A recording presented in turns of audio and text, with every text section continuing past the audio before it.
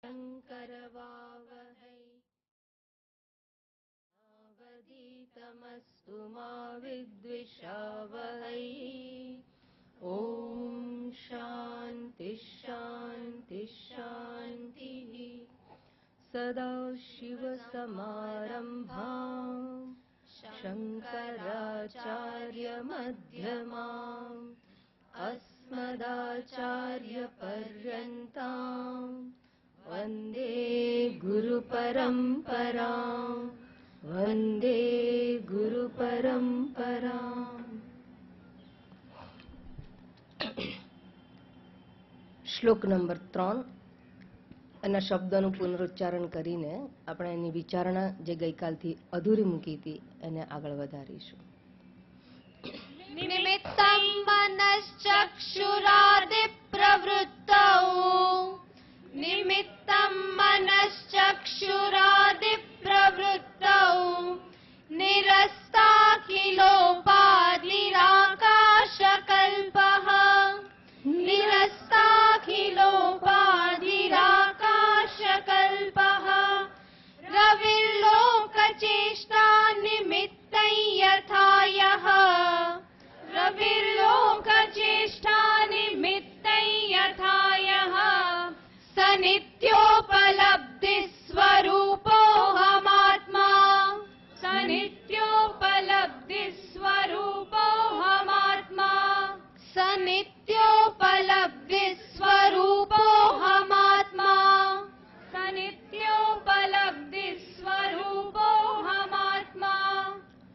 પ્રવચનની શરૂઆત છે ને એટલે તમને હું નિત્ય ઉપલબ્ધ સ્વરૂપ આત્મા છું એવી ઘોષણા કરતા કદાચ ખચકાટ થાય, કારણ કે દેહ ભાવમાં જીવતા હોઈએ.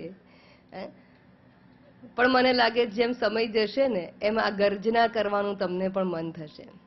હસતા મલક ગર્જના કરે છે, સહ નિત્ય ઉપલબ્ધિ સ્વરૂપ અહમ આત્મા, હું નિત્ય ચૈતન્ય સ્વરૂપ આત્મા છું. કોણ છે હું? તો કહે છે નિમિત્તમ મનશ્ચક્ષુરાદિ પ્રવૃત્તૌ, મન ચક્ષુ વગેરેની પ્રવૃત્તિમાં. મન એટલે અંતઃકરણ અને ચક્ષુ એ ઇન્દ્રિયોના ઉપલક્ષણાર્થે છે. મન અને ઇન્દ્રિયોની પ્રવૃત્તિઓમાં હું નિમિત્ત છું. પોતાની ઓળખ આપે છે, હું નિમિત્ત છું. કોણ હું? જે ચૈતન્ય સ્વરૂપ હું છું તે નિમિત્ત છે. એટલે કેવી રીતે? તો ગઈકાલે દ્રષ્ટાંત આપણે લઈને સમજવાનો પ્રયત્ન કરેલું કે જેમ ઇલેક્ટ્રિસિટીને લીધે ઇલેક્ટ્રિકલ ગેજેટ્સ પોતપોતાના કાર્ય કરે છે. હીટર ગરમી આપવાનું કામ કરે, પંખો પવન ફેંકવાનું કામ કરે, માઇક અવાજને મોટો કરી આપવાનું કામ કરે, ટ્રેન ગતિ કરવાનું કામ કરે. એમ વિભિન્ન પ્રવૃત્તિઓ થાય છે. એ જ પ્રમાણે આંખ જોવાનું કામ કરે, કાન સાંભળવાનું કામ કરે, જીભા સ્વાદ લેવાનું કામ કરે, ત્વચા સ્પર્શનો અનુભવ કરે છે, અને મન વિચારો કરવાનું, સંશય વગેરે કરવાનું, બુદ્ધિ નિર્ણય લેવાનું કામ કરે. આ બધી પ્રવૃત્તિ જે થાય છે અંતઃકરણ દ્વારા અને બાહ્ય ઉપકરણ દ્વારા, એ બધી ઇન્દ્રિયો દ્વારા થતી પ્રવૃત્તિઓની અંદર વીજળીની જેમ આ ચૈતન્ય આત્મા માત્ર નિમિત્ત છે. તો પ્રશ્ન એ પણ જાગે કે એ બધા નિમિત્ત છે. જો ચૈતન્ય નિમિત્ત છે ને એના લીધે આ પ્રવૃત્તિ થાય, અને એ પણ જોયું હતું કે દૂર રહીને નિમિત્ત બનતો નથી. દરેક ની અંદર અનુસ્યુત રહીને સૌને ચેતનતા પ્રદાન કરે છે. દરેકમાં રહીને એટલે પોતે સાથે હોઈને રહીને અનુસ્યુત રહીને એ પ્રવૃત્તિ કરાવે છે, અર્થાત સત્તા અને સ્ફૂર્તિ પ્રદાન કરે છે. તો પ્રશ્ન એવો જાગે, તો પછી આ આંખ કાન વગેરેના જે દોષો હોય, એની જે મર્યાદાઓ હોય, એના જે રોગો હોય, એનાથી આ ચૈતન્યને પણ અસર થતી હશે. જેમ આપણે બાજુ બેઠા હોય, કોઈ છીંક ખાય તો આપણને પણ ઇન્ફેક્શન લાગે. એમ આ મન વગેરેની જે મુશ્કેલીઓ હોય, પ્રશ્નો હોય, એનાથી આ ચૈતન્ય પણ દૂષિત થતો હશે. મન સુખી તો ચૈતન્ય સુખી, મન દુખી ચૈતન્ય દુખી. આ ચૈતન્યના હાજરીમાં જો મન વગેરે પ્રવૃત્તિ કરતા હોય તો મન મૂડલેસ હોય તો એવો મૂડલેસ આ આત્મા પણ થઈ જતો હશે. તો કે છે ના. કેવો છે એ તો બીજી લાઈનમાં કહે છે નિરસ્ત અખિલ ઉપાધિ, એની અંદર ખરેખર કોઈ ઉપાધિઓ છે નહીં. ઉપાધિઓમાં અનુસ્યુત હોવા છતાં એ ઉપાધિઓથી અલિપ્ત છે. દરેક ઉપાધિઓને દૂર કરવામાં આવે, ઉપાધિથી જુદો એને જોવામાં આવે તો એ દરેક ઉપાધિથી અલિપ્ત છે, નિષ્પૃહ્ય છે, અસંગ છે. કેવી રીતે? જેવી રીતે આ હાથની ઉપર પ્રકાશ છે. પ્રકાશ ક્યાં છે? આ હાથમાં જે જે કંઈ અવયવ છે, જેવો આકાર છે, સર્વની ઉપર આ પ્રકાશ છે. અને છતાં હાથ જો ગંદો હોય તો પ્રકાશ ગંદો થતો નથી. હાથની અંદર કાપો પડ્યો હોય, લોહી નીકળતું હોય, પ્રકાશને કોઈ અસર થતી નથી. બસ એ જ પ્રમાણે મન દુખી હોય કે સુખી હોય, ઇન્દ્રિયોમાં રોગો હોય, ઇન્ફેક્શન હોય કે ના હોય, ઇન્દ્રિયો નિરોગી હોય કે રોગી હોય, એ બંનેથી આ આત્મા છે એ અલિપ્ત છે. એ એવી રીતે પ્રકાશી રહ્યો છે, અર્થાત ભિન્ન છે. ભિન્ન છે એટલે કેવી રીતે? તદ્દન જુદો એવું નહીં. નિરસ્ત અખિલ ઉપાધિ એટલે જુદું. જુદું એટલે કેવી રીતે જુદું? જેમ મેં કહ્યું એમ આકાશ અને પ્રકાશ, આ દ્રષ્ટાંત સમજીએ તો વસ્તુ આપણે સમજવાનો પ્રયત્ન કરી શકીએ. આ આકાશ અને પ્રકાશ, આ હાથ અને પ્રકાશ જે જુદા છે, એવી રીતે ચૈતન્ય અને આ સમગ્ર ઉપાધિ એટલે કે હું અને આ શરીર, મન, ઇન્દ્રિય વગેરે બધા જ મારાથી ભિન્ન છે અને બિલકુલ અલિપ્ત છે. કોના જેવું અલિપ્ત? કોના જેવું અલિપ્ત? કે છે આકાશકલ્પ. આકાશકલ્પ, આકાશ જેવું, કલ્પ એટલે જેવું, ના જેવું, આકાશના જેવું. કેવું છે આકાશ? તો કે આકાશ બધે જ છે. જો આત્મતત્વને ઓળખાવવું હોય તો આ જગતની અંદરથી કોઈ એની દ્રષ્ટાંત આપવું હોય, કોઈ સિમિલારિટી આપવી હોય, કોઈ ઉપમા આપવી હોય તો સૌથી નજીકની આ એક જ વસ્તુની ઉપમા આપી શકાય અને તે આકાશ. આકાશ જેવો છે. ઘણી બધી સામ્યતાઓ છે એની અંદર.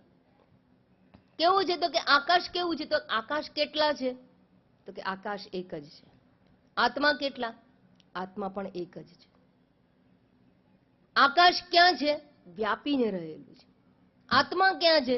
વ્યાપીને રહેલો છે. સારું. પદાર્થનો નાશ થાય છતાં આકાશનો નાશ થતો નથી. એમ આ શરીરનો નાશ થાય, આકાશ ચૈતન્યનો નાશ થતો નથી. જો આત્માનો નાશ નથી. દેહી નિત્યમ અવદ્યોયમ દેહે સર્વસ્ય ભારત. દેહ સમાપ્ત થઈ જાય પણ દેહી ચૈતન્ય આત્મા છે એનો કદાપી નાશ સંભવતો નથી. આત્મા સર્વમાં છે અને છતાં સર્વથી અલિપ્ત છે. એમ ચૈતન્ય સર્વ શરીરોમાં છે, સર્વ ઇન્દ્રિયોમાં છે, સર્વના મનની અંદર છે અને છતાં એનાથી અલિપ્ત છે. શુદ્ધ છે. અલિપ્ત છે માટે શુદ્ધ છે. જો જોડાઈ જતું હોય તો શુદ્ધિ રહેતી નથી, પણ અલિપ્ત હોય તો હંમેશા શુદ્ધ હોય. કેવું છે? નોનસ્ટિક તવો હોય, લોખંડનો તવો હોય. લોખંડનો તવો હોય ને એની અંદર જો પુડલો બનાવવા જાવ તો ચોંટી જાય. તેલ ના મૂક્યું હોય તો ચોંટી જાય. તેલ કેમ મૂકીએ છે? કે ચોંટી ના જાય. પણ જો નોનસ્ટિક હોય તો કશું ના નાખો તોય નાખો અને ઉપડી પણ જાય, ચોંટે જ નહીં. અર્થાત તેલ તવાને ચોંટે જવાની સાથે છે અને છતાં તવાથી અલિપ્ત છે. એમાં ચૈતન્ય આત્મા દેહાદિની અંદર છે, એની પ્રવૃત્તિ વખતે છે અને છતાં એની પ્રવૃત્તિઓથી કે એની મર્યાદાઓથી એ અલિપ્ત રહેલું છે અને માટે હંમેશા શુદ્ધ છે. આ આકાશ અવિભાજ્ય છે. એને ખંડિત કરવું હોય તો સંભવ નથી. ખંડિત કરો, ડબ્બામાં ભરી દો, અલગ અલગ ડબ્બામાં ભરી દઈએ અને ડબ્બામાં ભરી દઈએ તો 10 ડબ્બા હોય તો આકાશ કેટલા થઈ જાય? થાય નહીં. કહેવાય કે 10 ડબ્બામાં 10 આકાશ કહેવાય ખરું. ડબ્બામાં રહેલા આકાશને ડબ્બાનો આકાશ કહેવાય, પણ ખંડ પડે નહીં. જેમ કે ઇન્ડિયન સ્પેસ કહીએ, ચાઇનીઝ સ્પેસ કહેવાય. વોર વખતે તો એ શબ્દો બહુ મહત્વના બની જાય અને આપણી ટેરેટરી આપણે આકાશમાં પણ બાંધી દઈએ છીએ, પણ ખરેખર આકાશમાં કોઈ પ્રકારના ખંડ સંભવ નથી. અને એવું જે અખંડ વસ્તુ હોય એમાં જો ભેદ તમે પાડવા જાઓ તો એ માત્ર કાલ્પનિક હોય, વાસ્તવિક ના હોય. એમ ચૈતન્યની અંદર એ અખંડ અને અવિભાજ્ય છે, એમાં ખંડ સંભવ નથી, અને ખંડ કહેવા જાઓ તો એ માત્ર કાલ્પનિક છે, વાસ્તવિક નથી. જેમ પ્રદૂષણ થાય, લાઇટ પોલ્યુશન હોય, એર પોલ્યુશન હોય, વોટર પોલ્યુશન હોય, અને પોલ્યુશનથી આકાશ અલિપ્ત છે, આકાશને કોઈ પોલ્યુશન લાગતું નથી. સ્પેસ પોલ્યુશન જેવો શબ્દ નથી, વોટર પોલ્યુશન છે. દૂષણ છે એ વાતાવરણમાં છે પ્રદૂષણ, પરંતુ આકાશને એનો સ્પર્શ નથી. દૂષણ રહિત હિમાલયની હવા આપણને દોષ મુક્ત જણાય. શુદ્ધ આકાશ, શુદ્ધ હવા હોય, એ શુદ્ધ હવા હોય કે આપણી ઇન્ડસ્ટ્રીયલ એરિયાની અશુદ્ધ પ્રદૂષિત હવા હોય, હવા પ્રદૂષિત કે શુદ્ધ થઈ શકે? આકાશ શુદ્ધ પણ ના હોય, આકાશ અશુદ્ધ પણ ના હોય. બસ એ જ પ્રમાણે આ ચૈતન્ય આત્મા પણ એ પાપી પણ ના હોય, એ પુણ્યશાળી પણ ના હોય. એ પાપ અને પુણ્ય બધી પ્રવૃત્તિઓથી અલિપ્ત છે, અસંગ છે. અને હું તમને એક પ્રશ્ન પૂછું કે આ મારું જે સ્ટેજ છે એમાં શું શું છે? તમે કહી શકો કે પાણીની બોટલ છે, આ ઘડિયાળ છે, આ ટેબલ છે, આ ચશ્મા છે, મારું પુસ્તક છે. બીજું શું છે? જેના પર બેઠી છું એ ડેસ્ક છે, પાણીનો ગ્લાસ છે. બીજું શું છે? આટલું તો મેં કહી દીધું. માઇક્રોફોન છે. બીજું કઈ રહી ગયું? જેટલું હતું એ મેં કહી દીધું. તમને દેખાતું હતું એટલું બધું મેં કહી દીધું. હું પોતે બેઠી છું, તમે બોલતા જ નથી. મને સાંભળો છો ને મને જ બોલતા નથી. હા, હું પણ છું. હા, તમે જેટલા જેટલા નામ ગણાવો, સ્વાભાવિક આપણી આંખ સાકારને ગ્રહણ કરવા ટેવાયેલી છે. એટલે જેટલા જેટલા નામ આપો એ બધા સાકાર પદાર્થોમાં. પણ આકાશ છે, નોંધ લેવાતી નથી. એની હાજરી છે, આકાશમાં જ બધા છીએ, અને છતાં નિરાકાર હોવાથી, અદ્રશ્ય હોવાથી એની નોંધ લેવાતી નથી. એ જ પ્રમાણે આ શરીરની અંદર મન, બુદ્ધિ, ઇન્દ્રિય આ બધાની નોંધ લેવાય છે. અને સૌથી વધારે નોંધ કોની લેવાય ખબર છે? જે પે પે પે કરનારું હોય, જે કમ્પ્લેન કરનારું હોય એની નોંધ જલ્દી લેવાય. એટલે છોકરાઓને પણ જ્યારે સેન્ટર ઓફ એટ્રેક્શન બનવું હોય ને ત્યારે પે પે પે કરવાનું ચાલુ કરી દે. કેમ? રડતું છોકરું હોય તો બાપ બાપ જલ્દી ધ્યાન આપે, એટલે રમતું છોકરા પર જલ્દી ધ્યાન ના જાય. એમ આ શરીર, મન, ઇન્દ્રિય કંઈ પે પે પે કરે એટલે તરત નોંધ લેવાય કે હા આ છે, આ છે, આ છે. પણ જે ચૈતન્ય આત્મા એ અદ્રશ્ય અને નિરાકાર હોવાથી આકાશની જેમ હોવા છતાં એની નોંધ લેવાતી નથી.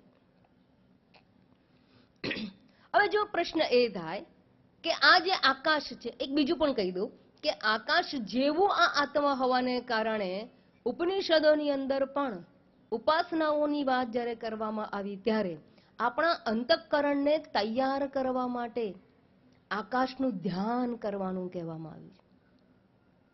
ચિત્તની એકાગ્રતા અને શુદ્ધિ માટે આકાશનું ધ્યાન કરવાનું કહેવાય. નિધિધ્યાસન પૂર્વે, વેદાંત શ્રવણ પૂર્વે,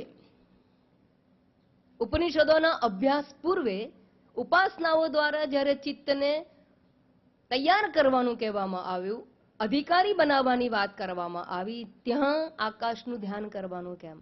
અને એવું હોવાને કારણે, આકાશવત હોવાને કારણે ચૈતન્ય માટે પણ ચિદાકાશ શબ્દ વપરાય છે. શાસ્ત્રમાં ચિદાકાશ, ચિદાકાશ એટલે ચૈતન્ય, પણ આકાશવત હોવાથી એને ચિદાકાશ કહ્યું. હવે જ્યારે આટલું બધું જો એને મહત્વ મળેલું છે તો પછી એમ જ કોને આ આકાશને ચૈતન્ય કોને? જો આકાશ અને ચૈતન્ય સરખા જ છે તો આકાશ એ જ ચૈતન્ય છે એવું સમજી લો ને. તો કે ના, એવું નહીં કહી શકાય. શા માટે? તો કે છે આકાશ જેવું છે, આકાશ આત્મા નથી. બંનેમાં કેટલુંક સામ્ય છે, પણ બંનેમાં વિષમતા પણ રહેલી છે. સામ્યતા ઘણી બધી ગણાવી મેં, 8, 9, 10 મુદ્દા ગણાવ્યા સામ્યતા માટે, પણ વિષમતા પણ રહેલી છે. કયા સંદર્ભમાં વિષમતા છે? તો નંબર પહેલો કે આકાશ છે એ ઉત્પન્ન થયેલું છે. શાસ્ત્રમાં કહે છે એ તસ્માદ આત્મનઃ આકાશ સંભૂત, ઉદ્ભવેલું છે, ઉત્પન્ન થયેલું છે. માયામાંથી 5 મહાભૂતોની ઉત્પત્તિ થયેલી કહેવામાં આવે છે. અને આત્મા કેવો છે? અજો નિત્ય શાશ્વતોયમ પુરાણ, એ અજન્મા છે. દિવ્યો હ્યમૃત પુરુષ સ બાહ્યાભ્યંતરો હિ અજઃ. મુંડક શ્રુતિ પણ કહે છે આ આત્મા તો અજન્મા છે. તો આત્મા અજન્મા છે અને આકાશ જન્મેલું છે, ઉત્પન્ન થયેલું. ઉત્પન્ન થયેલું હોય એનો નાશ હોય, એટલે આકાશનો પ્રલય કાળે નાશ થાય છે. જ્યારે પ્રલય કાળ આવે છતાં પણ આત્મા અધિષ્ઠાન રૂપે હોવાથી એનો કદાપી નાશ થતો નથી, અવિનાશી છે. અવિનાશી તું તદ્વિદ્ધિ યેન સર્વમિદં તતમ, એને તું અવિનાશી જાણ. આત્મા અવિનાશી છે. એટલું જ નહીં, આ આકાશ છે 5 મહાભૂતોમાંનું એક છે. અને 5 મહાભૂતો કેવા છે? તો કે 5 મહાભૂતો જડ છે. ભૂત, ભૂત એટલે ભૌતિક, ભૌતિક પદાર્થ છે. ભૂત એટલે 5 મહાભૂતો જડ તત્વ છે. એને પોતાની કોઈ ચેતના નથી, ચેતનતા નથી ત્યાં. જ્યારે આત્મા સ્વયં ચૈતન્ય સ્વરૂપ છે. દિવ્ય, દિવ્ય એટલે ચૈતન્ય સ્વરૂપ આત્મા છે. એટલું જ નહીં, આકાશ આપણા માટે જ્ઞેય વિષય છે. આપણે આકાશને જાણીએ છીએ અને આત્માને જાણવા મથીએ છીએ પણ જણાતો નથી. આકાશ જ્ઞેય છે, જણાય છે, પ્રમેય વિષય છે, પણ આત્મા જણાતો જ નથી. મારે પ્રશ્ન પૂછ્યો છે, આત્મા ક્યારે જણાય? આકાશ છે એ તો જણાય છે, આ આત્માને તમે ક્યારે જાણી શકશો? તમે અહીંયા માટે ભેગા થયા છો કારણ કે આત્મ તત્વનું નિરૂપણ છે. આ આત્મા જણાશે ક્યારે? ક્યારે જણાશે? ક્યારે જણાય? શાસ્ત્ર અભ્યાસ પછી જણાશે કે શાસ્ત્ર અભ્યાસ વગર જણાશે? એક જ જવાબ, હા કે ના? શાસ્ત્ર અભ્યાસ પહેલા જણાય? ના. શાસ્ત્ર અભ્યાસ પછી જણાય? હા, હા. જો પછી જણાય તો આત્મા તમારા માટે જ્ઞેય થઈ જાય. જો આત્મા ક્યારેય જણાનારો હોય તો it becomes an object to be known. એ જ્ઞેય વિષય થઈ જાય, પ્રમેય વિષય થઈ જાય. અને આત્મા માટે શું કહ્યું છે? અપ્રમેય કહ્યું છે. અનાશીનો અપ્રમેયસ્ય, અવિનાશી અને અપ્રમેય કહ્યો છે આત્મા. કેનાપી પ્રમાણેન ન વ્યજ્યતે, કોઈ પણ પ્રમાણ દ્વારા આ આત્માને જાણી શકાય નહીં. ઉપરથી શાસ્ત્ર શું કહે છે? યતો વાચો નિવર્તન્તે અપ્રાપ્ય મનસા સહ. મન અને વાણી દ્વારા એ અપ્રાપ્ય છે. જે મન વાણીને એ પ્રકાશે છે, વાણી મન દ્વારા એ અપ્રાપ્ય છે, અપ્રમેય કહેવામાં આવ્યો છે. આત્મા અપ્રમેય છે અને આકાશ પ્રમેય છે, એટલે જ્ઞેય વિષય બને. શા માટે? એની વાત આગળના શ્લોકમાં કરવામાં આવશે, પણ અહીંયા આટલું સમજો. રખે એવું સમજતા કે તમે અહીંયા આગળ આત્માને જાણવા આવ્યા છો. માતાજી, તો શેના માટે અમારે ભેગા થવાનું? આ બધી જે આપણી આત્મતત્વ વિશેની જે ભ્રાંતિઓ છે, ખોટા ખ્યાલો છે, એનું નિરસન આગળ કરવામાં આવવાનું છે. આત્મા અપ્રમેય છે અને આ આકાશ છે એ જ્ઞેય છે. હું એમ પૂછું છું કે તમને આકાશ જણાય છે ખરું? આકાશ નિરાકાર છે, દેખાય છે ખરું? જણાય છે ખરું? કોઈ કહેશે કે ના, આકાશ પણ ક્યાં જણાય છે? ટેબલ જણાય છે, ઘડિયાળ જણાય છે, આકાશ ક્યાં જણાય છે? કેવી રીતે જણાય છે? આપણે જો કોઈ પણ વસ્તુને આપણે એમ કે ટેબલ છે, એવું છે ક્યારે કહીએ? જાણ્યું હોય તો. કોઈ વસ્તુનું જ્ઞાન ન થાય તો છે એવું કહી શકાય નહીં. હું તમને પૂછું કે આ હોલની અંદર કાચબો છે? હા, અહીંયા હોય તો તમને કેવી રીતે ખબર પડે? તમે ના પણ ના કહી શકો અને તમે હા પણ ના કહી શકો. કેમ? તમને દેખાતો નથી એટલે હા ના કહી શકો. અને બધું જોઈ નથી વળ્યા આપણે, બધે નજર નથી કરી, માટે નથી એવું પણ કહી ના શકીએ. પણ હું એમ પૂછું છું કે આ હોલમાં માઇક છે? હા, કારણ કે જુઓ છો, છે, જણાય છે. જેનું તમને જ્ઞાન થાય એ વસ્તુ છે કહેવાય, અને જે વસ્તુ ના જણાય એના વિશે છે એવું કહી શકાય નહીં.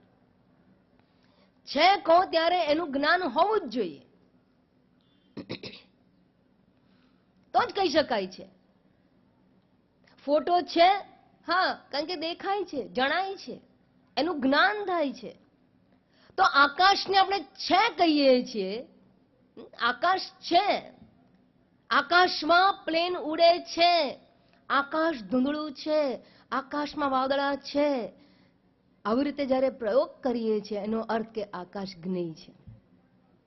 જો જ્ઞેય ન હોય તો આકાશ ધૂંધળું છે, આકાશ ભૂરું છે, આકાશ વાદળાવાળું છે, આવું શબ્દ પ્રયોગ કરતા ન હોત.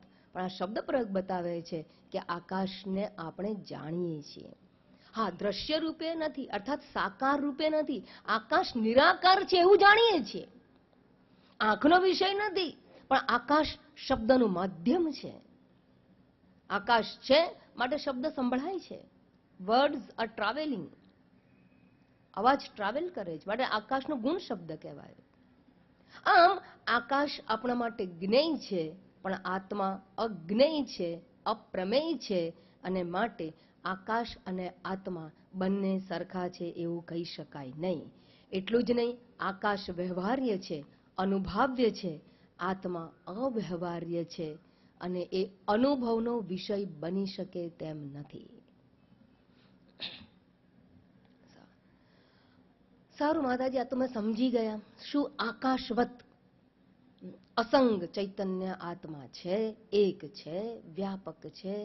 જો યાદ રાખજો, આ સમજી જવું અને એને સ્વીકારવું એ બે વચ્ચે બહુ તફાવત છે. આત્મા આવો આવો છે, લોજિકલી સમજાવો છો એટલે મેં સમજી ગયા, પણ એને સ્વીકારવું એટલે હસ્તામલકને દ્રષ્ટિથી ઓળખ આપવી. હસ્તામલકની જેવી ભાષા આપણા જીવનમાં આવે તો આપણે ઓળખી ગયા કે ભાઈ નિરસ્તાખિલોપાધિરાકાશ કલ્પ. એ કે છે તમામ ઉપાધિથી મુક્ત રહિત હું આકાશવત અસંગ છું. એટલે કે હું સર્વ ઇન્દ્રિયોની મનની ક્રિયાઓનું નિમિત્ત માત્ર છું, સર્વની ચેષ્ટાઓનો આધાર છું, અને સર્વથી અલિપ્ત એવો આત્મા હું છું. તો પ્રશ્ન એ થાય કે બરાબર, તમે હસ્તાવલકજી જે કહો છો એ કે હું નિમિત્ત માત્ર છું. નિમિત્ત માત્ર છો, આ ઇન્દ્રિય વગેરે કાર્ય કરે છે અને આત્મા નિમિત્ત છે, એટલે પણ આત્માની હાજરીથી થાય છે ને. હા, તો પછી આત્મા કર્મ કરાવે છે ને. નિમિત્ત માત્ર છે. તમે કોઈ વિદ્યુતવત એની હાજરીથી થાય, તે કરાવે તો છે ને. ક્રિયા મન વગેરેથી થાય, શરીરથી થાય, આત્મા એને કરાવનારો કારયિતા તો છે ને. અને જો આત્મા કરાવનારો હોય, સર્વના હૃદયમાં બેઠેલો હોય અને કરાવતો, ઘણા લોકોના યુનિવર્સલ ક્વેશ્ચન અને ફોર એવરગ્રીન. ફોર એવરગ્રીન એટલે ગમે એટલું સાંભળો તો આ પ્રશ્ન તો રહે છે, તાજો ને તાજો જ રહે છે. શું કે દરેકના હૃદયમાં જો ભગવાન બેઠા હોય તો ભગવાન કોઈના હૃદયમાં બેસીને ખૂન કરાવે અને કોઈના હૃદયમાં બેસીને સારવાર કરાવે, ઉપચાર કરાવે, આવું કેમ? જો બધાના હૃદયમાં ભગવાન બેઠા છે, ખરાબ કર્મ ના જ કરાવવા જોઈએ. એમ અહીંયા પણ જો આ આત્મા એ અંદર રહેલો છે, એ કરાવનારો તો છે ને. પાપીના હૃદયમાં રહેલો આત્મા પાપ કર્મ કરાવે, પુણ્યશાળીના હૃદયમાં રહેલો આત્મા પુણ્ય કર્મ કરાવે, એવો કરાવનારો તો છે ને. તો ખાસ સમજજો, નવદ્વારે પુરે દેહી નૈવ કુર્વન ન કારયન. ગીતાજીમાં પણ કહ્યું અને અહીંયા હસ્તમલકાચાર્યજી પણ કહે છે. એ કહે છે કે નવદ્વાર વાળા શરીરની અંદર રહેલો, નવદ્વાર પુરે દેહી, નવદ્વાર વાળા પૂર, પૂર એટલે શરીર, શરીરમાં રહેલો દેહી, દેહી એટલે ચૈતન્ય, દેહથી ભિન્ન, દેહમાં રહેનારો એવું જે ચૈતન્ય આત્મા છે તે નૈવ કુર્વન ન કારયન, એ કોઈ ક્રિયા કરતો નથી અને કરાવતો પણ નથી. બરાબર સમજજો. એ ક્રિયા કરતો કે કરાવતો બેમાંથી એક પણ નથી. તમે ગાડી ચલાવો છો અને ગાડી ક્યારે ચાલે? તમે બેસો ત્યારે.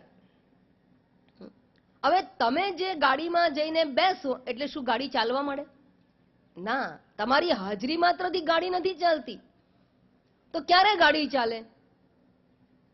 તમે એને ચલાવીને ક્યાંય લઈ જવાની ઈચ્છા કરો ત્યારે. બરાબર સમજો. કોણ કર્મ કરાવે છે? અંદર વૃત્તિઓને ઉત્પન્ન કોણ કરે છે? કઈ દિશામાં જવું, ક્યાં જવું, આ નક્કી કોણ કરે છે? ચૈતન્ય આત્મા નહીં, તમારી હાજરી નહીં, પરંતુ તમારી ઈચ્છાઓ, મનમાં રહેલી વાસનાઓ. જેણે નક્કી કર્યું છે કે મારું આ ડેસ્ટિનેશન છે, મારે ત્યાં પહોંચવું છે અને મારે શોર્ટકટમાં જવું છે, ભલે વન વે લખ્યું હોય પણ મારે નીકળી જવું છે. આવું નક્કી કોણ કરે છે? અંદર રહેલી વાસના નક્કી કરે છે. ચૈતન્ય આત્મા નહીં, અંદર પડેલા સંસ્કાર બોલે છે, અંદર પડેલી વાસના બોલે છે, અંદર રહેલી ઈચ્છા કહો, વાસના કહો, કામના કહો, એ તમને આ ક્ષેત્રમાં જવું કે પેલા ક્ષેત્રમાં જવું એવું કહે છે. સમજાય છે? ચેતનાને લીધે જવાની ક્રિયા કરવા માટે ગાડી ચલાવવાની ચેષ્ટા થાય છે, પણ ગાડી ચલાવવાની ચેષ્ટા તો થાય, પણ ચેષ્ટા કઈ દિશામાં કરવી ને એ ચૈતન્યનું કામ નથી. ચૈતન્ય આત્મા તો માત્ર સત્તા આપે છે, માત્ર ચેતનતા પ્રદાન કરે છે. એટલે મન અને ઇન્દ્રિય પ્રવૃત્ત થાય, પણ કઈ દિશામાં એને પ્રવૃત્ત કરવું એ નક્કી કરવાનું કામ ચૈતન્યનું નથી. એ તો પ્રકાશવત, એ પોતે નક્કી નથી કરતા. એટલે ત્રીજી લાઈનમાં કહે છે કેવું છે? એ રવિર્લોક ચેષ્ટા નિમિત્તમ યથાહ. એ નિમિત્ત છે, પણ કેવો નિમિત્ત છે? રવિ લોક ચેષ્ટા નિમિત્તમ યથા, જેવી રીતે સૂર્ય લોક ચેષ્ટા નિમિત્તમ. સૂર્ય શું કરે છે? આ આખા જગતની અંદર અનેક કાર્યો સૂર્યને કારણે થાય છે. સૂર્યની હાજરીથી વનસ્પતિ જગત વૃદ્ધિને પ્રાપ્ત કરે છે. સૂર્યની હાજરીથી યોગીઓ ઉઠી જાય અને સૂર્યને અર્ઘ્ય આપે, સૂર્ય નમસ્કાર કરે, પ્રાણાયામ વગેરે ક્રિયાઓ કરે છે. ઋષિમુનિઓ સૂર્યની હાજરી, સૂર્યોદય થાય અને સાથે હવન વગેરેની ક્રિયાઓ કરે છે, કારણ કે અમુક હવનની ક્રિયાઓ છે એ સૂર્યોદય સમયે કરવાનું હોય, સૂર્ય પહેલા ઉગે પહેલા કરવાનું હોય. તો આમ સૂર્યની હાજરીને લીધે તો આખું જગત ચેષ્ટા યુક્ત બને છે. પક્ષીઓ માળા છોડીને ઉડી જાય છે પોતાનું ચણચણવા માટે, અને ઢોર પણ પોતાનો ચારો ચરવા માટે એને ગોઠમાંથી બહાર નીકળી જાય છે. આમ સૂર્યની હાજરીમાં ગુલાબની પાંખડીઓ ખુલે છે, કમળની પાંખડીઓ પણ ખીલે છે, અને સૂર્યની હાજરીમાં બાવળિયાને કાંટા પણ ઉગે છે. બંને થાય છે, સૂર્યની હાજરીમાં થાય છે. સારું શું? કમળ ખીલવું સારું કે કાંટા થવા સારા? સારું શું? સૂર્ય શા માટે એવું નથી કહેતો, હે કાંટા તું બંધ રહે, કાંટાને ઉગવા નહીં દઉં અને હું માત્ર કમળની પંખડીઓ ખુલવીશ? એવું સૂર્ય નક્કી કરતો નથી. એ તો જેવા બીજ પડ્યા હોય ને, સૂર્યનું કામ તો વનસ્પતિ જગતની સંવર્ધન કરવાનું છે. એની હાજરી માત્રથી વૃદ્ધિ થાય. એ કરાવતો નથી, પેનિટ્રેટ થઈને કાંટાને ઉગાડતો નથી, કમળની પાંખડીઓને ખીલવતો નથી. એ તો માત્ર હાજર રહે છે. એમ ચૈતન્ય આત્મા આ દરેકના શરીર અંદર માત્ર હાજરી રૂપે રહેલ છે. પણ જેમ જેવા બીજ પડ્યા હોય એવો અંકુર ફૂટે, એમ જેવી વાસનાઓ પડી હોય, જેના અંતઃકરણ રૂપી ભૂમિમાં જેવી જેવી વાસનાઓના બીજ પડ્યા હોય, એ પ્રમાણે એ દિશામાં એ જીવન વૃક્ષ છે અંકુરિત થઈને વૃદ્ધિને પ્રાપ્ત કરે છે. આત્મા કરાવતો નથી. રવિર્વલોક ચેષ્ટા નિમિત્તમ, એવી રીતે નિમિત્ત થયેલો. એટલું જ નહીં, ઢોર છે ને એ ચરવા જાય તો ગોચર જમીનમાં ચરે, અથવા તો કોઈના ખેતરમાં જઈને ઘૂસે. ખેતરમાં જાય ને દંડો પડે, અને ગોચર જમીનમાં જાય તો પ્રેમથી રહે. કયો ઢોર સુખી છે? કે ગોચર જમીનમાં ફરનારો સુખી છે, અને કોઈના ત્યાં જઈને પોતે પણ ભૂખ લાગી છે તો જાય ને. આ ભૂખ લાગી છે, આર્ગ્યુમેન્ટ બરાબર છે, પણ માલિક શું કહીશું? મારા ખેતરમાં નહીં, તારી ગોચર જમીનમાં જા. અને જો એને ખોટું કામ કર્યું તો શું થાય? દંડો પડે છે. કોની હાજરીમાં એને ખેતર દેખાવું અને હરિયાળી દેખાઈ? સૂર્યપ્રકાશની હાજરીમાં. ગોચર જમીનનો રસ્તો પણ સૂર્યપ્રકાશની હાજરીમાં છે. એકને દંડ મળે છે, એકને કઈ દંડ મળતો નથી, સુખી છે. એના માટે સૂર્ય કેટલો જવાબદાર? સૂર્યની હાજરીમાં રસ્તો દેખાય, કયા રસ્તે જવું એ સૂર્ય નથી કહેતો. બસ એ જ પ્રમાણે ધર્મના માર્ગે ચાલવું કે અધર્મના માર્ગે ચાલવું એ ચૈતન્ય આત્મા નક્કી કરતો નથી. ચૈતન્ય નક્કી નથી કરતું. અને જે અધર્મના ખેતરમાં પહોંચી જાય એ ઢોરને દંડ મળે, અને જે ગોચર એટલે કે ધર્મના માર્ગે જાય એને દંડ મળતો નથી. તો એના માટે ચૈતન્ય જવાબદાર નથી. એટલે પાપ અને પુણ્યની પ્રવૃત્તિ માટે આ ચૈતન્ય આત્મા રવિર્લોક ચેષ્ટા નિમિત્ત, જેમ સૂર્ય જગતની ચેષ્ટા માટે માત્ર નિમિત્ત બને છે, જવાબદાર નથી. નિમિત્ત કારણ હોવું અને જવાબદાર હોવું એ બંનેમાં ફેર છે. આપણે અહીંથી નીકળ્યા હોઈએ અને રસ્તામાં આપણને દેખાય કોઈનો મોબાઈલ પડી ગયો, મોબાઈલ દેખાયો કોને લીધે? સૂર્યપ્રકાશની હાજરીમાં. તમે ઉઠાવી લીધો. હવે ઉઠાવીને આપણે વેચીને પૈસા ભેગા કરવા કે પછી જેને હોય એને બીજા દિવસે આવીને જાહેરાત કરાવીને આપી દેવું, એના માટે ચૈતન્ય જવાબદાર નથી. એની અંદર તમારી અંદર પડેલી વૃત્તિઓ, તમારી અંદર પડેલા સંસ્કાર જવાબદાર છે, ચૈતન્ય આત્મા નહીં. એ તો કોઈ સજ્જન સંસ્કાર લઈને આવેલું હોય અને અનાઉન્સ કરીને બીજા દિવસે કોઈને પરત કરે તો એ સજ્જનતા એના ચિત્તનો ગુણ છે, એના સૂક્ષ્મ શરીરમાં પડેલી વાસનાઓનો ગુણ છે, ચૈતન્યનો ગુણ નથી. અને એને ઉપાડી અને વેચીને પૈસા લેવા એ પણ અંદર પડેલી વાસનાને, બંને પ્રકારની વાસનાઓને માત્ર સત્તા અને સ્ફૂર્તિ આપવાનું કાર્ય સૂર્યની જેમ આ ચૈતન્ય આત્મા કરી રહેલો છે. એટલે સવારના પરમાં દૂધવાળો દૂધ દોઈને આપણને ઘરે તાજુમાજુ દૂધ આપવા આવે કે પાણી રેડીને આપે, એના માટે સૂર્ય પ્રકાશ જવાબદાર નથી, એ તો દૂધવાળાની વૃત્તિ જવાબદાર છે. આમ ચૈતન્ય આત્મા કર્મ કરતો નથી, કરાવતો નથી, પરંતુ જે કોઈ ચેષ્ટાઓ થઈ રહી છે એ ચેષ્ટાઓમાં માત્ર પ્રકાશ રૂપે, નિમિત્ત રૂપે રહેલું છે, માત્ર નિમિત્ત કારણ છે. તો કરતા જે છે એ તો માણસની ઈચ્છા, માણસની વાસના, એ જ એના માટે કરતા રહેલો છે. અને માટે એનો કર્મનો ફળ ભોગતા પણ નથી. ચૈતન્ય આત્મા પાપ ભોગવતો નથી ને પુણ્ય પણ ભોગવતો નથી. એને પાપ પણ નથી, મેં પુણ્ય પાપ પણ નથી ને પુણ્ય પણ નથી. તો ફળ કોણ ભોગવે? જે કરતા બન્યું હોય તે. જેવું માને છે કે મેં કર્મ કર્યા છે એ જ ફળ ભોગવે છે. ફળ ભોગવનાર પણ ચૈતન્ય આત્મા કદાપી નથી. એટલે અહીંયા હસ્તમલકાચાર્ય એ કહેવા પ્રયત્ન કરે છે કે હું કોણ છું? પુણ્ય પાપ રહિત, કર્તૃત્વ ભોક્તૃત્વ રહિત, એવી ભ્રાંતિથી મુક્ત, શુદ્ધ, આકાશવત, નિમિત્ત માત્ર, સૂર્યપ્રકાશવત નિમિત્ત માત્ર ચૈતન્ય આત્મા છું. અને એ ચૈતન્ય આત્મા કેવું છે? નિજ બોધ રૂપ, સનિત્યોપલબ્ધિ સ્વરૂપ અહમ આત્મા. હું તો માત્ર નિમિત્ત છું. આ નિમિત્ત એટલે શું? કેવા પ્રકારનું નિમિત્ત? એક દ્રષ્ટાંત આપું. એક રાજા સવારના પોરમાં, આ દ્રષ્ટાંત છે ને જરા રસપ્રદ છે એટલે યાદ રહી જશે, નિમિત્ત શબ્દ સમજવાનું. એક રાજા સવારના પોરમાં ઉઠીને પોતાના બગીચામાં ચાલવા જાય છે. નગરની બહાર રસ્તા ઉપર એક સ્વીપર કચરો વાળે છે અને રાજાએ જોયું કે કચરો ક્યાં વાળે છે, ક્યાં ઢગલી કરે છે. એ જોવા ગયા, એમાં બગીચાની અંદર પથ્થરો હશે, દેખાયો નહીં, અને રાજાનો ઠોકર વાગી અને પડી ગયા. રાજા પડી ગયા એટલે એને શું થયું?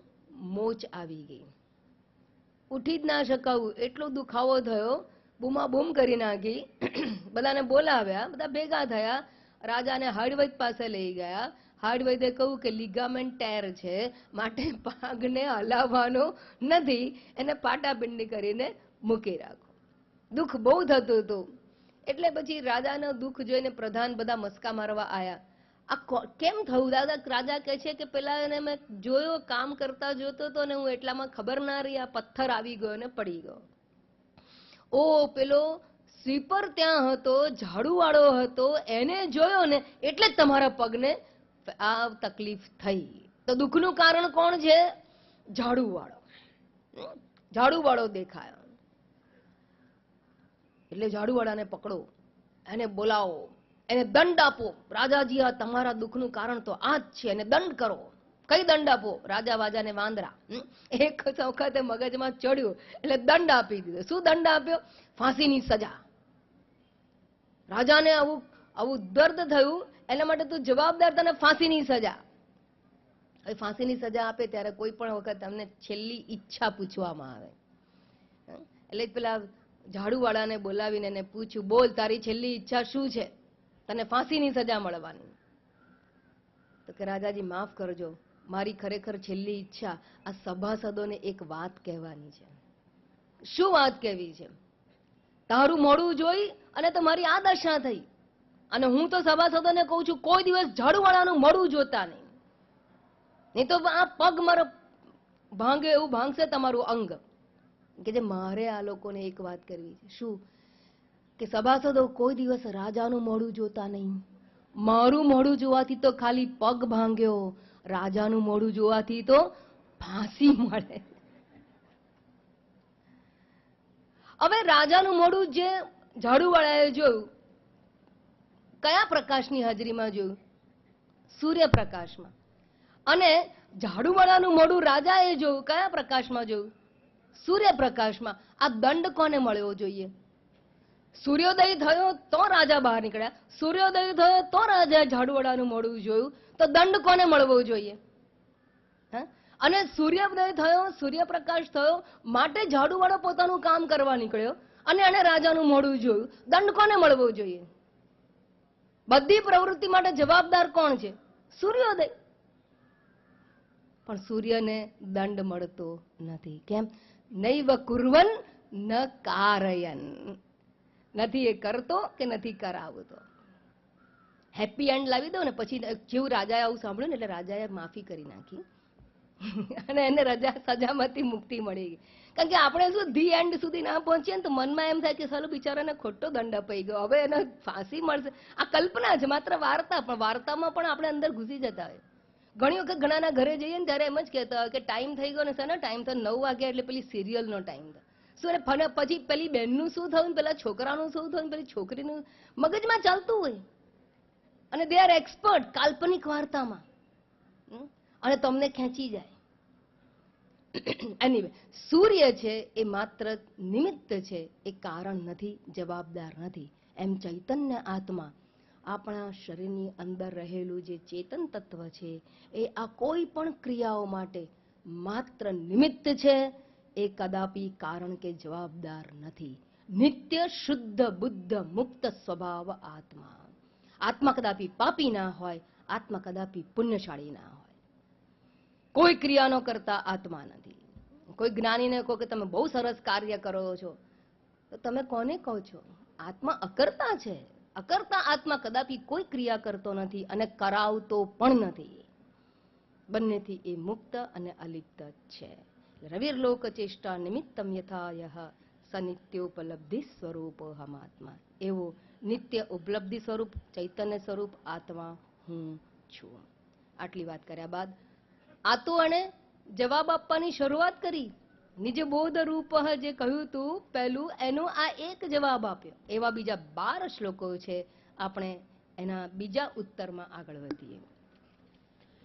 યમગ્ન્યુષ્ણવન્નિત્યબોધસ્વરૂપમ યમગ્ન્યુષ્ણવન્નિત્યબોધસ્વરૂપમ मनश्चक्षुरादीन्यबोधात्मकानि मनश्चक्षुरादीन्यबोधात्मकानि प्रवर्तन्त आश्रित्य निष्कम्पमेकम् प्रवर्तन्त आश्रित्य निष्कम्पमेकम् स नित्योपलब्धिस्वरूपोऽहमात्मा स नित्योपलब्धिस्वरूपोऽहमात्मा स नित्योपलब्धिस्वरूपोऽहमात्मा स नित्योपलब्धिस्वरूपोऽहमात्मा. હા, પહેલા શ્લોક કરતા જરા અવાજ આવ્યો, થોડો આવ્યો. કઈ નહીં થાય, આ શરીરને કઈ નહીં થાય. આત્મા તો છે ને કશું કરતો નથી, કરાવતો નથી. એટલે ગર્જના કરીને બોલશો ને તો તમારા કાનમાં થડકાળ પડશે ને તો કદાપી આ કાન છે ને તમને ખેંચી નહીં જાય, એની સાથે આસક્તિમાં ખેંચી નહીં જાય. જરા ઊંચેથી બોલાય ને તો જરા એલર્ટ રહીએ, સજાગ જીવન થઈ જાય. સાધકનું જીવન એટલે સજાગ જીવન. નથિંગ ટુ ડુ, બસ માત્ર સજાગતા, અવેરનેસ ઇઝ સિકર્સ લાઈફ. અવેરનેસ સિવાય કંઈ કરવાનું નથી. અહીંયા કહે છે મનચ્ચક્ષુ આદેહે વિયુક્ત સ્વયં યહ. આ ચૈતન્ય આત્મા કરતો નથી, કરાવતો નથી. કેવો છે? વિયુક્ત, જુદો છે, ભિન્ન છે. અને ભિન્ન એટલે કેવો ભિન્ન છે?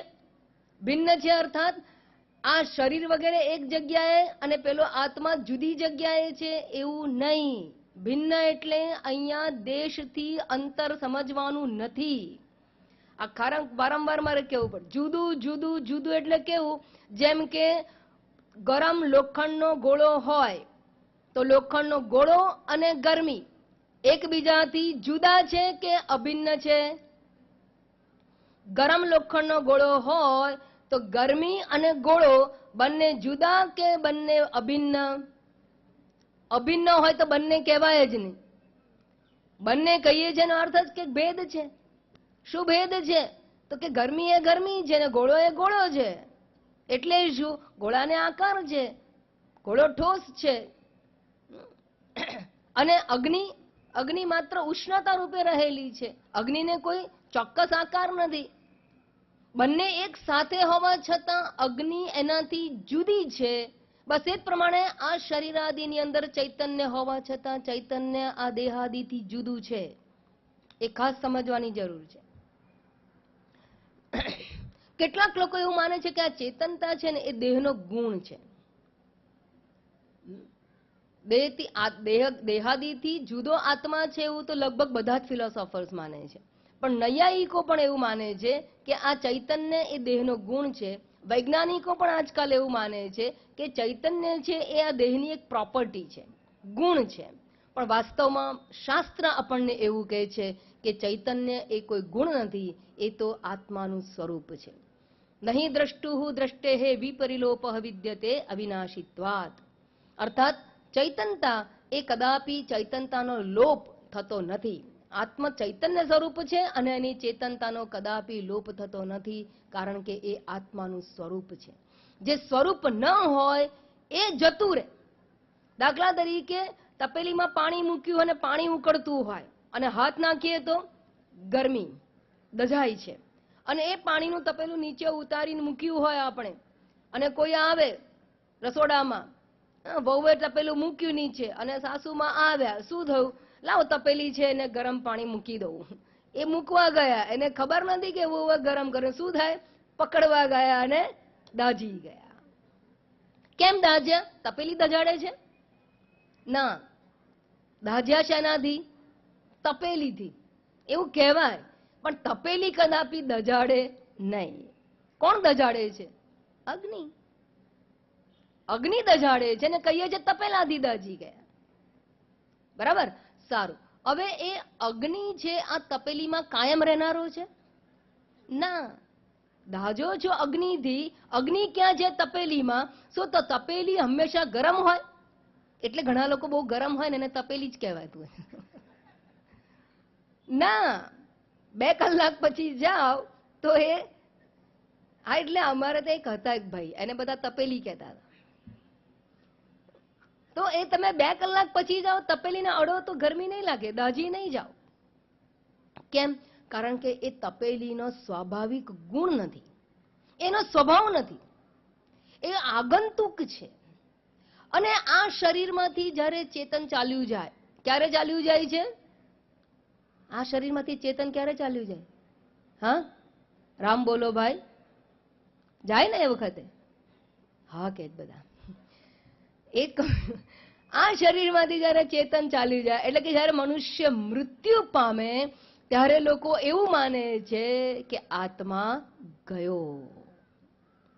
આત્મા ગયો.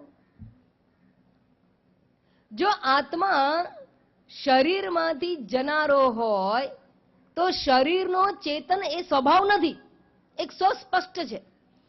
તપેલીમાંથી ગરમી જતી રહે છે એનો અર્થ કે તપેલીમાં ઉષ્ણતા એ તપેલીનો સ્વભાવ નથી, એ તો આગંતુક હતું. એમ દેહની અંદર જો ચેતનતા જણાતી હોય ને પછી જતી રહેતી હોય એ બતાવે છે કે દેહનો ગુણ ચૈતન્ય નથી. મારે આટલું જ કહેવું છે. એ આગંતુક છે. એ દેહનો ગુણ નથી. અને આ ચૈતન્યતા તો આત્માનો સ્વભાવ છે, આત્માનો ગુણ નથી. નથી દેહનો ગુણ, નથી આત્માનો ગુણ, એ તો આત્માનું સ્વરૂપ છે. અગ્નિમાં ઉષ્ણતા એ એનું સ્વરૂપ છે, અને માટે જે સ્વરૂપ હોય એ કાયમ રહેનારું હોય. એટલે અગ્નિની અંદર, દેવતાની અંદર એ ઉષ્ણતા કાયમ રહેનારી છે. કોયલો બળી જાય પણ ઉષ્ણતા ટકી રહેતી હોય છે. જ્યાં સુધી અગ્નિ હોય ત્યાં સુધી ઉષ્ણતા રહે. અગ્નિ એ ઉષ્ણતા, ઉષ્ણતા એ અગ્નિનો સ્વભાવ છે. એમ આ આત્માનો સ્વભાવ છે ચૈતન્ય. અને મૃત શરીરમાં ચેતનતા જણાતી નથી. એનો અર્થ શું થયો? આત્મા ગયો. આપણે આગળ કહ્યું આત્મા આકાશવત છે, એટલે આત્મા ક્યાંય જતો તો છે જ નહીં. વળી પાછો આ પ્રશ્ન બધાનો આ વારંવાર આવશે આ પ્રશ્ન. કારણ કે મેં કહું ને કે અમુક પ્રશ્નો છે ને evergreen questions in our life. સાંભળીએ તો પણ કેમ? કારણ કે આપણે સાંભળીએ છીએ, સ્વીકારીએ છીએ કેટલું એમાં શંકા છે. આત્મા મૃત શરીરમાં છે કે નહીં? આત્મા જો વ્યાપક હોય તો છે કહેવું પડે. અને આત્માને મેં વ્યાપક કહી દીધું એટલે મારાથી પણ નહીં કહેવાય કે નથી, છે. અને છે તો જણાતું કેમ નથી? જણાતું નથી ચેતન.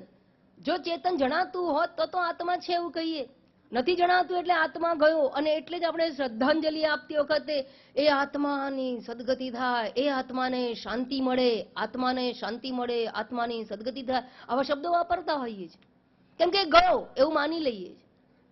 અને શાસ્ત્ર કે જે આત્મા ક્યાંય જતો જ નથી, એને જવાનું નથી, એને આવવાનું નથી, એ તો વ્યાપક તત્વ છે, પૂર્ણ તત્વ છે.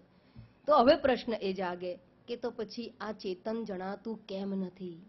જો આત્મા છે મૃત શરીરમાં તો ચેતન જણાતું કેમ નથી? તો જેના લીધે ચેતનતા જણાતી હતી એ જતું રહ્યું. આત્મા આકાશવત છે એટલે બધે જ છે. બીજો મુદ્દો, આકાશવત છે એટલે અવ્યક્ત છે. જે મેં કહું બધાની નોંધ લેવાય, આકાશની ન લેવાય. કેમ? એ અવ્યક્ત છે. એમ ચૈતન્ય આત્મા શરીરમાં છે, શરીરમાં અવ્યક્ત રૂપે રહેલો છે. આજે તમે કહો છો કે ચેતનતા વ્યક્ત થાય છે, આ મારા હાથ પગ હલે છે, મારી જીભ બોલે છે, તમારા કાન સાંભળે છે, તમારી આંખો જુએ છે, એ તો ચેતનતાની અભિવ્યક્તિ છે. Manifestation of consciousness. That is not consciousness. ચેતના, ચૈતન્ય તરફ તત્વ જે આત્મા કહીએ છીએ એ આ નથી. આ તો એની અભિવ્યક્તિ છે માત્ર. એ તો અદ્રશ્ય છે. અને એ અદ્રશ્ય ચૈતન્યની અભિવ્યક્તિ ક્યારે થાય? જેમ કે અગ્નિ છે, એ અગ્નિની અભિવ્યક્તિ પાણીમાં થઈ. ક્યારે થઈ? જ્યારે પાણી અગ્નિના સંપર્કમાં આવે ત્યારે. અગ્નિના સંપર્કમાં આવે ત્યારે પાણીમાં એ અગ્નિ અભિવ્યક્ત થયો. એમ ચૈતન્ય આત્મા અભિવ્યક્ત થાય છે દેહાદિ દ્વારા. ક્યારે થાય? તો કે અભિવ્યક્તિનું માધ્યમ હોય ત્યારે. ગઈકાલ મેં એક દ્રષ્ટાંત આપ્યું હતું કે મારું મોઢું મારે જોવું છે. હું મારું મોઢું જોવાની ઈચ્છા કરું તો મને ક્યાં દેખાય? ક્યાં દેખાય? હા, આઈનામાં. આઈનામાં પ્રતિબિંબ જ દેખાશે, મોઢું નહીં દેખાય. મારી આંખ માટે કદાપી દ્રશ્ય બની શકે જ નહીં. જે દ્રષ્ટા હોય કદાપી પોતાને દ્રશ્ય બનાવી શકે જ નહીં. Eyes are sear. અને એ બધાને જોનારી આંખ પોતાને દ્રશ્ય બનાવી ના શકે. આંખ પોતાને એટલે કે આંખને કદાપી દ્રશ્ય ના બનાવી શકે. દ્રષ્ટા અને દ્રશ્ય હંમેશા એકબીજાથી ભિન્ન જ હોય. અને જે દ્રષ્ટા હોય એ પોતે પોતાના માટે દ્રશ્ય ના બની શકે. તો મારું મોઢું મારે જોવું હોય, એનું પ્રતિબિંબ જોઈ શકું. અને પ્રતિબિંબ જોવું એટલે શું? મારા મોઢાની અભિવ્યક્તિ છે, મોઢું નથી ત્યાં. મોઢાની પ્રતિકૃતિ છે, અભિવ્યક્તિ છે, પ્રતિબિંબ છે માત્ર. અને પ્રતિબિંબ છે એ હું જાણી શકાય છે. એ જ પ્રમાણે ચૈતન્ય આત્મા સર્વવ્યાપક છે, કદાપી ના જણાય. એની અભિવ્યક્તિ માત્ર જણાય છે. એ અભિવ્યક્ત થાય છે. ક્યાં અભિવ્યક્ત થાય છે? દર્પણની અંદર જે મુખ અભિવ્યક્ત થાય, દર્પણ જડ પદાર્થ છે, ઘન પદાર્થ છે, પણ દર્પણ પાસે એક એવી સરફેસ છે, રિફ્લેક્ટિંગ સરફેસ જેને કહેવાય, એ પ્રતિબિંબિત કરી શકે એવી સરફેસ છે. આ ટેબલની સામે મોઢું કરું છું, મને કંઈ દેખાશે નહીં, કારણ કે ટેબલની પાસે રિફ્લેક્ટ કરી શકાય એવું માધ્યમ નથી. એ અરીસા પાસે છે, દર્પણ પાસે છે. અને દર્પણ સામે મારું મોઢું આવે તો પ્રતિબિંબ રૂપે જ માત્ર હું એને જોઈ શકું છું. એ જ પ્રમાણે ચૈતન્ય આત્મા વ્યાપક છે, પણ જ્યાં અભિવ્યક્ત થઈ શકે એવું માધ્યમ હોય ત્યાં જ એ અભિવ્યક્ત થાય. જેમ દર્પણ તમારા ઘરમાં હોય, મારા ઘરમાં હોય, કોઈના ખિસ્સામાં હોય, અથવા તો ગાડીનો કાચ હોય સાઈડનો, એમાં પણ આપણે જોઈ શકીએ પોતાનું મોઢું. જ્યાં જ્યાં દર્પણ હોય ત્યાં ત્યાં મુખ અભિવ્યક્ત થઈ શકે. બસ એ જ પ્રમાણે જ્યાં જ્યાં અંતઃકરણ હોય, જ્યાં જ્યાં મન વગેરે હોય, જ્યાં જ્યાં સૂક્ષ્મ શરીર હોય, ત્યાં ત્યાં આ ચૈતન્ય અભિવ્યક્ત થાય છે. ચેતના રૂપે અભિવ્યક્ત થાય છે, ક્રિયા રૂપે અભિવ્યક્ત થાય છે. તો મૃત શરીરમાંથી ચેતના જતી નથી રહેતી, એ તો એમાં અભિવ્યક્ત માત્ર થાય છે. એટલે અહીંયા કહેવામાં આવ્યું કે આ જે આત્મતત્વ છે એ કદાપી લોપ પામનાર નથી, અને એ ચૈતન્ય તત્વ તો આત્માનું સ્વરૂપ છે, એનો કોઈ ગુણ નથી. અને માટે 15મા અધ્યાયમાં પણ ભગવાને શું કહ્યું? મનઃષ્ઠાની ઇન્દ્રિયાણી પ્રકૃતિ સ્થાની કરશતી શરીરમ યદવાપનોતિ યચ્ચાપિત્ક્રામતીશ્વર. મન અને મન છઠ્ઠી ઇન્દ્રિય, મનને છઠ્ઠી ઇન્દ્રિય કહ્યું, એટલે 5 જ્ઞાનેન્દ્રિય વત્તા 1 મન, એમ મન અને ઇન્દ્રિયો એ આ શરીરમાંથી ઉત્ક્રમણ પામે છે, એ ચાલ્યું જાય છે. અને એના ચાલ્યા જવાથી ચેતનતાની અભિવ્યક્તિ જે મન અને ઇન્દ્રિયોની અંદર થતી હતી એ અભિવ્યક્તિ થવાનું બંધ થઈ ગયું. જેમ કે દર્પણ તૂટી જાય તો મારું મોઢું અભિવ્યક્ત ના થાય, મોઢું તો હોય પણ મુખ અભિવ્યક્ત ના થઈ શકે, એમ જ્યારે આ સૂક્ષ્મ શરીર આ શરીરમાંથી જતું રહે ત્યારે ચૈતનતાની અભિવ્યક્તિ, આત્મા તો છે પણ એની અભિવ્યક્તિનું માધ્યમ નથી, માધ્યમ જતું રહેવાથી અભિવ્યક્તિ જતી રહે છે. અને માટે શરીર સાથે આપણે કોઈ રિસ્પોન્સ એને શરીર દ્વારા આપણને પ્રાપ્ત થતો નથી, કારણ કે જે રિસ્પોન્સ જે આપી શકે એવું તત્વ હતું એ સૂક્ષ્મ શરીર હતું, અને એ સૂક્ષ્મ શરીર આ શરીરને છોડીને ચાલ્યો જાય છે. હવે એક પ્રશ્ન, શરીર ચૈતન્યની વ્યાપકતા માટે આ પહેલા જે દ્રષ્ટાંત આપ્યું છે એની વાત કરું. આ શું છે?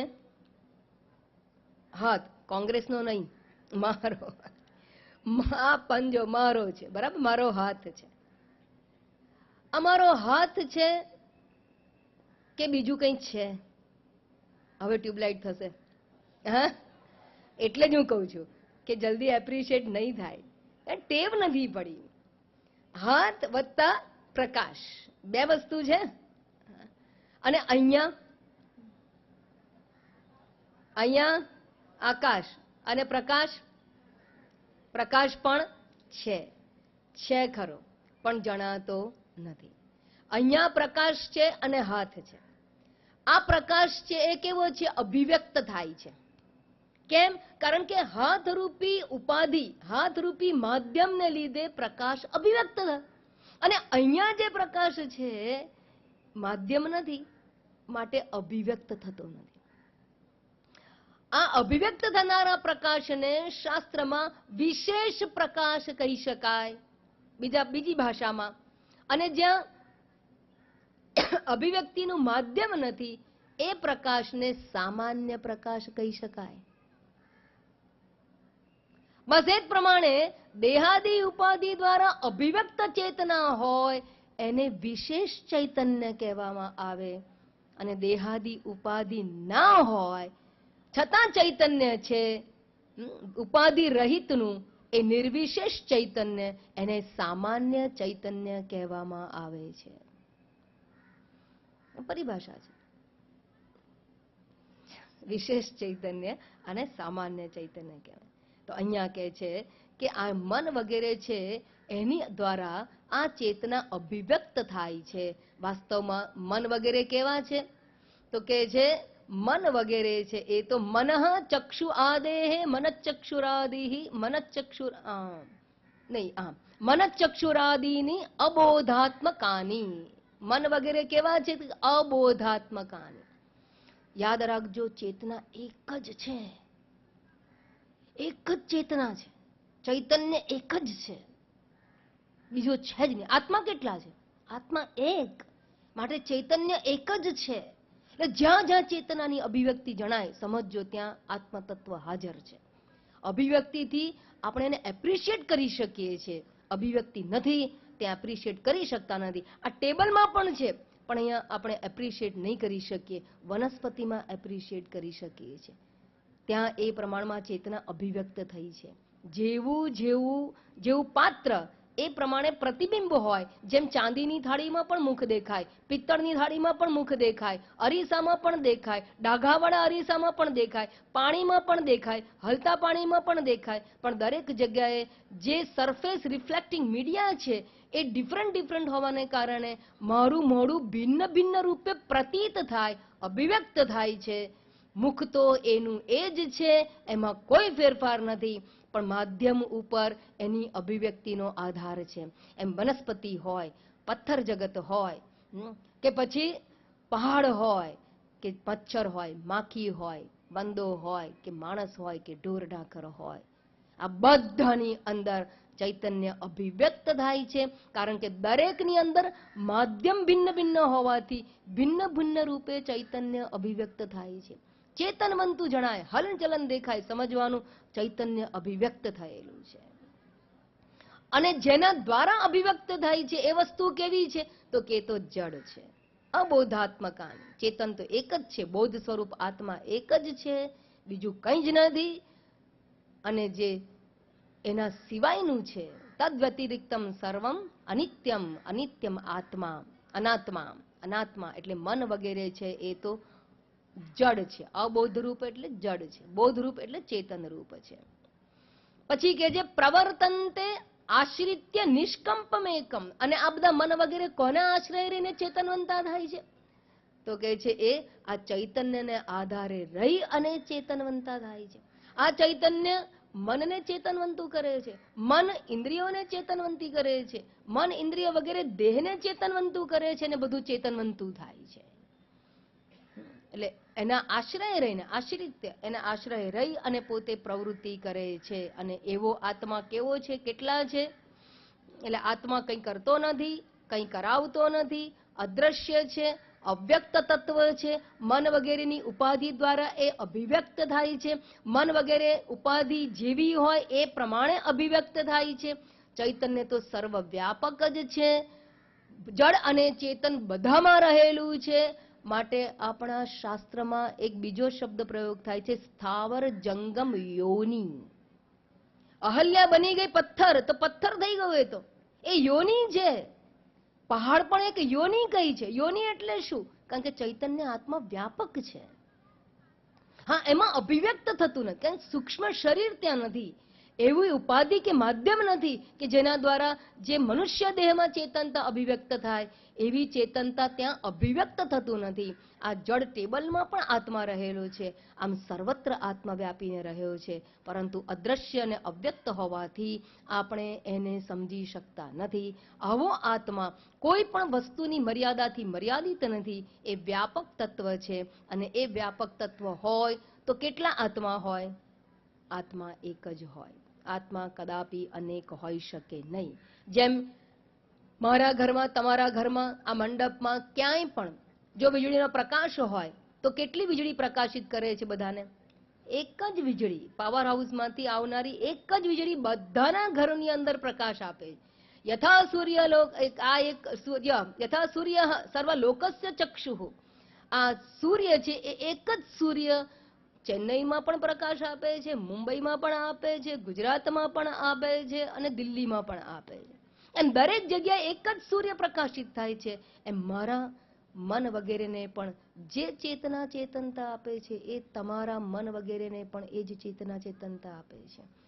એ જ નાસ્તિકને પણ ચેતનતા આપે, એ જ આસ્તિકને પણ આપે, એ જ ભક્તને પણ ચેતનતા આપે, એ જ આસક્તને પણ ચેતનતા આપે છે. એ જ પુણ્યશાળીને ચેતનતા આપે, એ જ પાપીને પણ ચેતનતા આપે. ચેતનતા સૂર્યની જેમ પ્રકાશ આપવાનું કામ માત્ર નિમિત્ત રૂપે થાય છે, એમ આત્મા ચેતનતા પ્રદાન નિમિત્ત રૂપે કરી રહ્યો છે. એ પોતે કંઈ કરતો નથી અને કરાવતો નથી. એવું જે ચૈતન્ય આત્મા છે એ જ હું છું અને એ જ મારું સ્વરૂપ છે. આવી ગર્જના અને ઉદ્ઘોષણા હસ્તામલકે કરી ત્યારબાદ પોતાની વાણીને હજી આગળ ઉદ્ઘોષિત શ્લોક નંબર 5માં કરે છે, પરંતુ સમય સમાપ્ત થાય છે.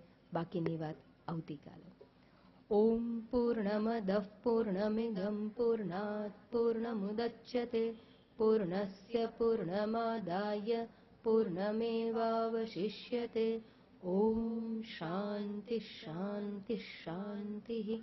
હરિ ઓમ શ્રી ગુરુભ્યો નમઃ. હરિ ઓમ. હરિઓમ.